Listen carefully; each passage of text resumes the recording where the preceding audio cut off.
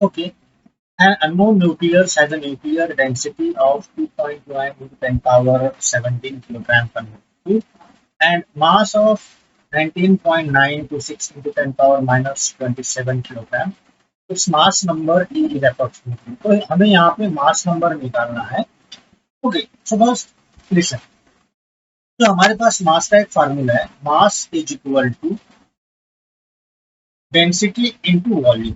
सो अगर हम न्यूक्लियर का वॉल्यूम अगर हम निकालना है हमें, तो हम देखते हैं कि किसी भी स्फीयर का हम nucleus as a sphere consider करते हैं और किसी भी स्फीयर का अगर वॉल्यूम निकालना है हमें, तो हमारे पास जनरल फॉर्मूला है, that is 4/3 pi R cube.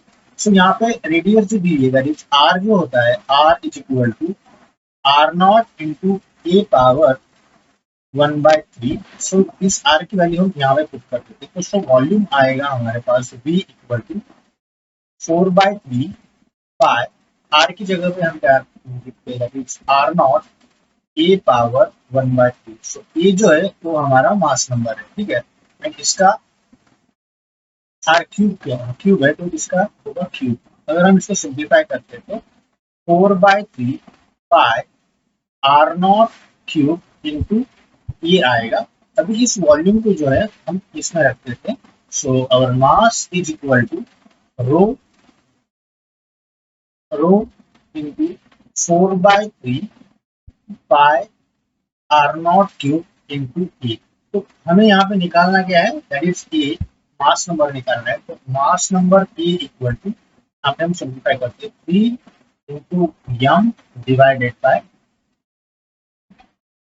ये डेंसिटी नीचे आएगा, ये 4 भी नीचे आएगा, और ये पाई एंड ये आर नॉट क्यूब.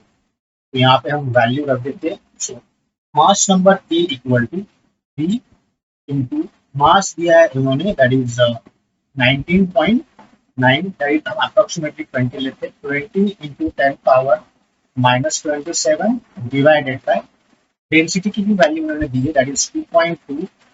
2 इसको हम डायरेक्ट लेते हैं, 2.3 into 10 power 17.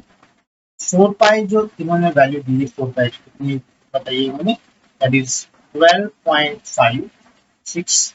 And R naught जो है उन्होंने आर नॉट भी दिया है, that is into 1.2 into 10 power minus 15 whole cube. अगर हम इसको सिंप्लीफाई करते तो हमारे पास आंसर आ जाएगा. So A will be mass number is approximately about 12. So mass number हमारा कितना आएगा, 12 आएगा. सो हमारा option number first will be right. Thank you.